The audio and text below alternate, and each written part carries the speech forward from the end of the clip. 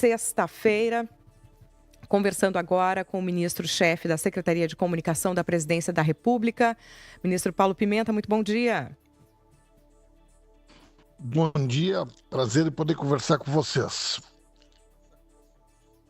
Ministro, antes a gente tem aí essa informação que queremos detalhar para os nossos ouvintes a respeito da participação da União nesse fundo para apoiar a recuperação, reestruturação de estruturas afetadas aqui nos eventos climáticos de maio no Rio Grande do Sul. Mas antes eu queria passar por 2 pontos com o senhor. Primeiro, perguntar notícias do presidente Lula.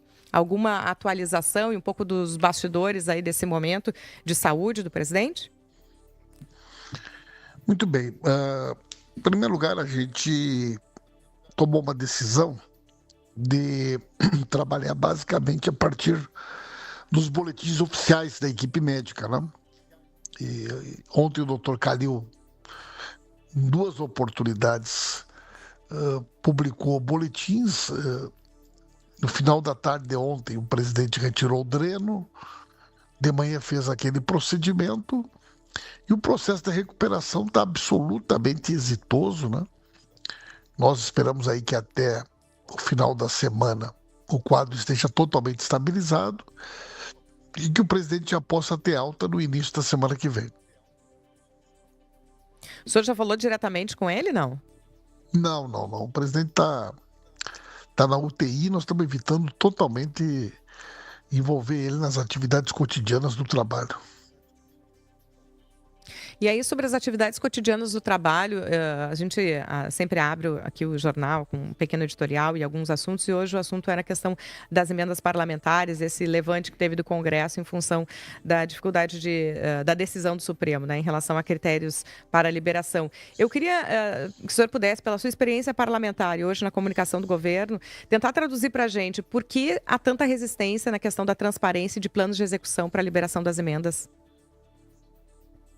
Olha, gente, eu lamento, né, profundamente que no momento em que o país precisa, né, aprovar um conjunto de medidas, o Brasil está num momento bom, né? Quer dizer, o país está crescendo, a inflação sob controle, nós estamos com a menor taxa de desemprego das últimas décadas, o PIB cresceu 3 vezes mais do que o mercado imaginava.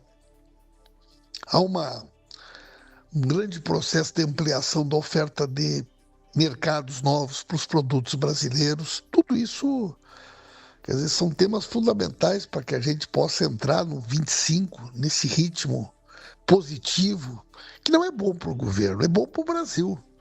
É bom para a economia do Brasil. Nós precisamos reduzir o juro, reduzir, né, o custo dos alimentos, do combustível. Para isso é preciso que o dólar vá para um outro patamar. E aí o Congresso Nacional mergulha numa pauta paroquial e onde a briga é contra a transparência na divulgação da utilização das emendas parlamentares, gente. Isso é quase inacreditável.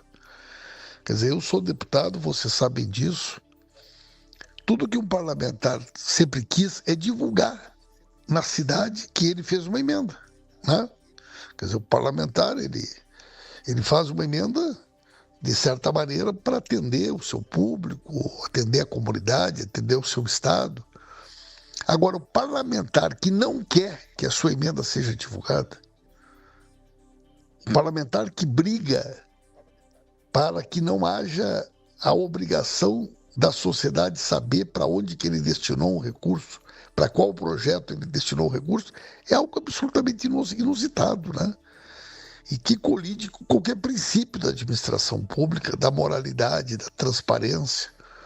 Então eu lamento profundamente essa atitude de parte do Congresso Nacional e que revela, né, uma maneira assim, muito acentuada como a gente assiste, né, um processo de perda de qualidade, né, eu diria quase que de espírito público de grande parte dos parlamentares. Mas eu acho que esse grupo vai ser minoritário, né? Eu acredito que a gente vai aprovar as medidas e nós vamos poder entrar em 25 para o país poder seguir nesse ritmo importante de crescimento que nós estamos vivendo hoje.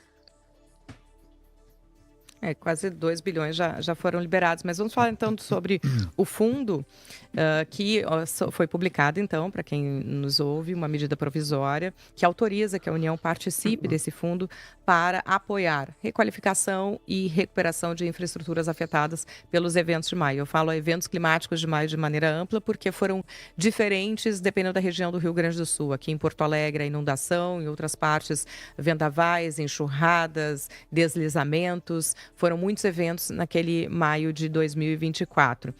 Como é que a medida prevê um aporte de 6 bilhões e meio pela União nesse fundo? A gente falava sobre a questão das emendas, né, de clareza sobre o plano de execução. Qual é o plano de execução dessa participação da União, ministro? Bom, em primeiro lugar, o fundo é 100% com recursos federais, né? Não é uma participação, são 6,5 bi do governo federal. Não tem recurso do governo do Estado. Mas o texto prevê que possam ter outras fontes, né? O 6,5 bi, não. O 6,5 bi Sim, esses 6 bi são da União. Tá? Bom, esse 6,5 bi tem uma finalidade específica. Ele é para construir o sistema de proteção contra enchentes da região metropolitana. O presidente Lula assumiu um compromisso, eu, como ministro da Reconstrução, assumi esse compromisso, que nós viabilizaríamos o recurso para que Porto Alegre, a região metropolitana, nunca mais passasse por uma situação semelhante. Existe um conjunto de projetos que nunca saíram do papel, que envolve a construção de um dique em Eldorado, que envolve a construção de 2 diques em Porto Alegre, né, aqui na região do Sarandi, no 4º distrito, um outro dique grande, que vai de Porto Alegre até Alvorada, no Arroio Feijó, uma revitalização de diques que já existem, que vem desde lá da região do Paranhanha, né, passando por São Leopoldo, Novo Hamburgo, vindo aqui por Sapucaia, Esteio, Canoas e chegando até Cachoeirinha e Gravataí. E esse conjunto de obras, e mais a modernização do sistema de casas de bomba, ele tem um custo de 6,5 bi. Então o governo do presidente Lula está alocando o recurso para que nós possamos fazer todo o sistema de proteção contra enchentes da região metropolitana, né? Esse é um compromisso do governo federal. Esse fundo ele é aberto, eventualmente, se algum município, se o governo do estado, se a iniciativa privada quiser fazer alguma outra obra e utilizar o fundo, ok. Agora, o 6,5 bi, ele tem uma finalidade específica, né? É viabilizar esse sistema de proteção. Nós vamos, né, utilizar esse mecanismo que a legislação criou a partir do estado de calamidade. Vamos alocar já o recurso, vamos depositar o dinheiro esse ano, para que esse dinheiro fique reservado com essa finalidade específica. E ele tem um plano, né, de execução que acompanha o ritmo dos projetos. Então, o governo do estado tem a responsabilidade de apresentar os projetos. O primeiro projeto que está sendo preparado é o projeto do dique de Eldorado, né? Já tem um processo bastante adiantado nesse sentido. E o segundo dique que nós queremos fazer é o dique que vai atender a parte da Zona Norte de Porto Alegre e Alvorada, do Arroio Feijó, né? E a nossa ideia é que no decorrer do ano de 2025 o governo do estado possa apresentar todos esses projetos. Parte deles já são estudos que existem desde a época do governo do Tarso, que depois ficaram muitos anos parados, que eles precisam ser atualizados agora. E eu estou muito entusiasmado, né? Porque a gente está chegando no final do ano e esse é o principal legado. Mas nós vamos, na semana que vem, voltar a operar o aeroporto Salgado Filho com 100%, a volta dos voos internacionais, né? São 425 milhões de reais do governo federal alocados para o Salgado Filho. 425 milhões de governo federal está colocando o seu recurso para o aeroporto Salgado Filho voltar a operar. Nós já ultrapassamos aí a 419 mil famílias que receberam o auxílio reconstrução. Nós já estamos próximos a 40 mil empresas que acessaram ao Pronamp Solidário, com 40% de desconto e 36 meses para pagar com juro negativo. São milhares de empregos mantidos no estado do Rio Grande do Sul, com o apoio do governo federal, né?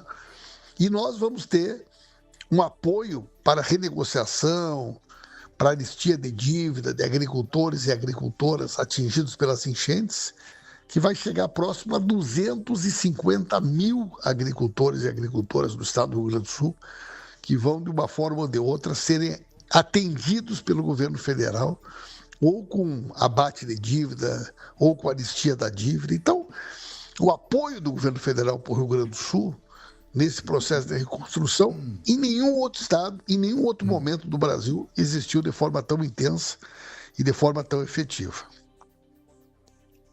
Deputado, bom dia. Eu queria fazer uma pergunta com relação, ainda voltando ao assunto anterior, ali da construção dos diques e todo o projeto, né, de proteção da cidade.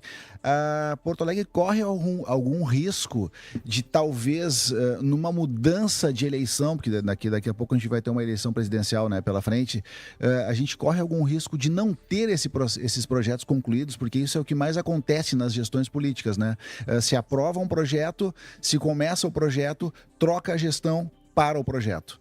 A gente corre esse risco? Tem alguma garantia que possa ser dada ao povo gaúcho sobre esses projetos serem concluídos efetivamente?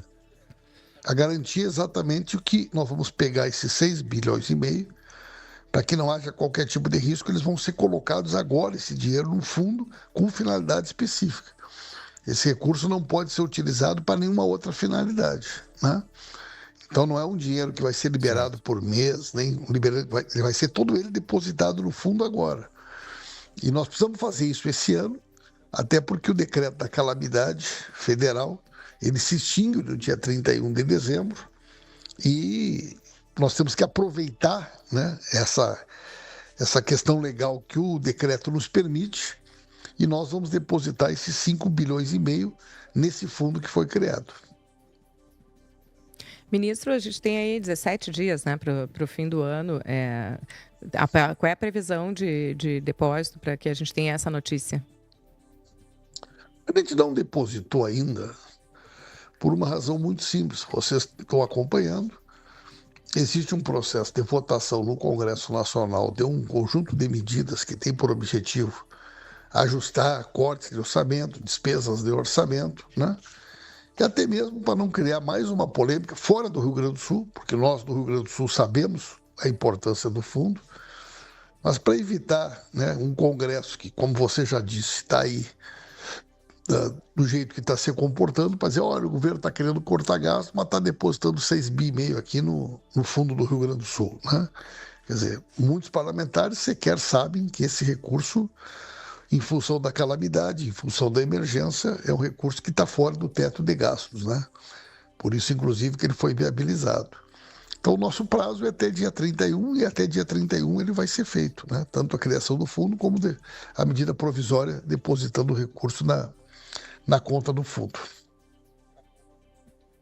E quanto às obras que o senhor mencionou, né, em termos de execução, a prioridade para o dique de Eldorado e para o dique Porto Alegre-Alvorada, ali no Arroio Feijó, já se tem esse plano? Existe algum cronograma que a gente possa acompanhar?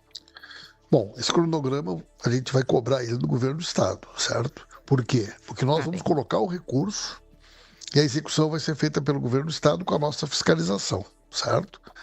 Em tratativas que a gente tem tido com o governador, e o governador, inclusive, esteve em Brasília na semana passada, né, eles têm um projeto já mais adiantado do dique do Eldorado, né? E, num segundo momento, o dique do Arroio Feijó. Agora, esse cronograma, nós também vamos, né, cobrar ele assim que ele for apresentado, e vamos acompanhar. Essa execução será feita pelo governo do estado. Também, isso eu lhe pergunto e tenho aí a sua palavra exatamente para que a gente possa também fazer essas questões ao governo do estado. Não, é isso. O acordo é esse. Nós liberamos o recurso, eles fazem a execução da obra com a nossa fiscalização e acompanhamento.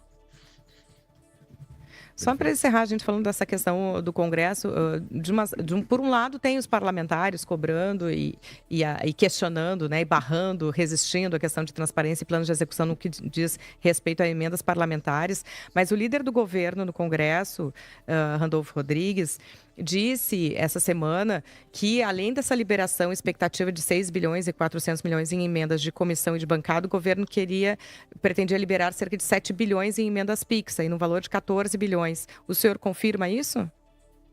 Eu não tenho essa informação, né, e não estou acompanhando assim no dia a dia esse tema da liberação das emendas e pagamento de emendas parlamentares, né? Então, eu posso até buscar essa informação para vocês, mas eu não estou acompanhando assim no dia a dia essa tratativa do governo com o Congresso e não saberia até dizer o que está previsto aí para liberação de emendas para os próximos dias.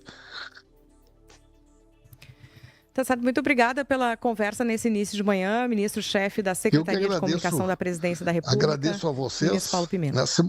Semana que vem vai ser muito boa, né, gente? Nós temos a entrega do aeroporto, nós temos a entrega das estações do Transurb. Dia 24, o Transurb volta a funcionar com força total, 100%, né? O aeroporto volta com os voos internacionais e nós temos aí a semana passada a liberação do recurso do Fungetur, que é um recurso importante para o apoio ao turismo do Rio Grande do Sul. Nós fizemos mais um aporte grande aí para os hospitais filantrópicos, que a gente está apoiando muito durante todo esse ano.